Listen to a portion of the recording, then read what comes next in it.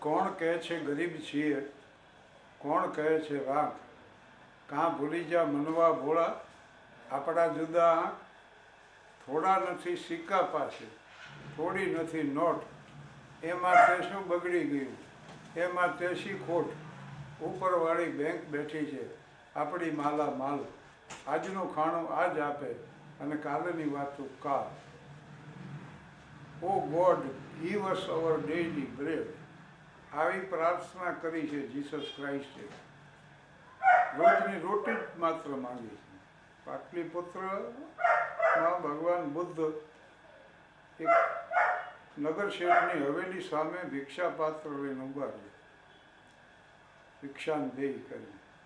તો નગર શેઠ નીચે ઉપરથી નીચે ઉતર્યા ને, એમણે ભગવાન બુદ્ધને જોયા, પણ એનું વ્યક્તિત્વ જોઈને એવા મુગ્ધ થઈ ગયા. એને સીધું એમ જ કીધું કે સંન્યાસી આપ કોણ છો એની મને કાંઈ ખબર નથી, આપના વિશે હું કાંઈ જાણતો નથી, પણ મારી પુત્રી છે ને એ સ્વરૂપવાન છે, સંસ્કારી છે, સદગુણી છે, આપ એની સાથે લગ્ન કરી લો અને આ સમૃદ્ધિ આપ સંભાળી લો.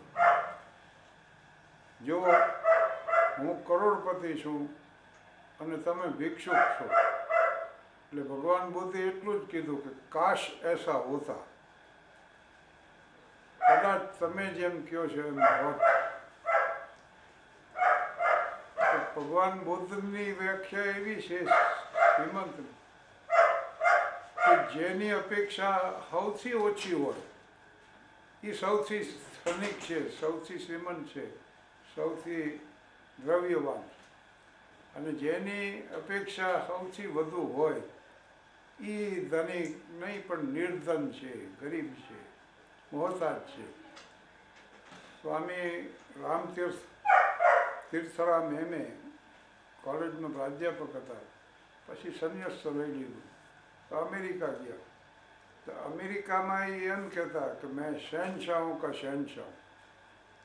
એટલે અમેરિકાના પ્રેસિડેન્ટે એમને મુલાકાત આપી અને આ પહેલો જ સવાલ આપ પૂછ્યો કે તમારી પાસે તો કાંઈ પણ નથી અને તમે એમ કેમ કહો છો કે હું શહેનશાહ હું કા શહેનશાહ, આવું કેમ છો?